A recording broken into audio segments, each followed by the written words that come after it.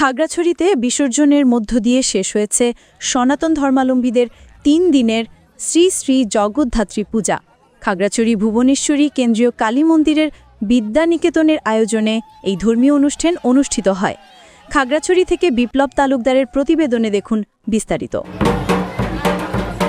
বিদ্যানিকেতনের বর্ণাঢ্য আয়োজন, বর্ণিল আলোকসজ্জায় বহু লোকের সমাগমের মধ্য দিয়ে এবছরের ঐতিহ্য নিয়ে খাগড়াছড়িতে অনুষ্ঠিত হয়েছে ৩ দিনব্যাপী শ্রী শ্রী সার্বজনীন জগদ্ধাত্রী পূজা উৎসব।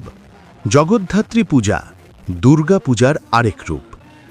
কার্তিক মাসের শুক্লা নবমীতে জগদ্ধাত্রী পূজা পালন করে সনাতন ধর্মাবলম্বীরা, আর একই দিনে সপ্তমী, অষ্টমী ও নবমী পূজা করা হয়। দুর্গাপূজার পরপরই এই পূজা পালন করে সনাতনী সম্প্রদায়ের নরনারীরা। জগদ্ধাত্রী পূজা উপলক্ষে গীতাপাঠ, আরতি, মহাপ্রসাদ বিতরণ সহ নানান ধর্মীয় আনুষ্ঠানিকতা।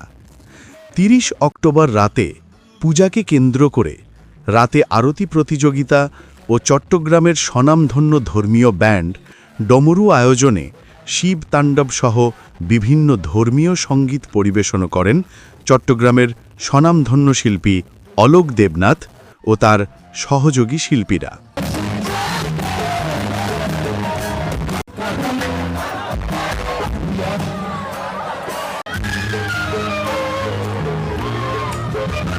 এদিকে জগদ্ধাত্রী পূজা উপলক্ষে সনাতনী সমাজের মধ্যে বইছে আনন্দের বন্যা।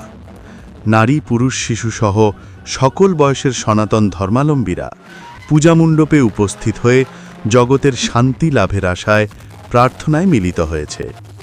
দশমী পূজা শেষে পুষ্পাঞ্জলি প্রদান করে মহা শোভাযাত্রা সহকারে খাগড়াছড়ি চেঙ্গি নদীতে প্রতিমা বিসর্জনের মধ্য দিয়ে খাগড়াছড়ি শেষ হয়েছে সনাতনী ধর্মাবলম্বীদের অন্যতম ধর্মীয় উৎসব শ্রী শ্রী জগদ্ধাত্রী পূজা উদযাপন।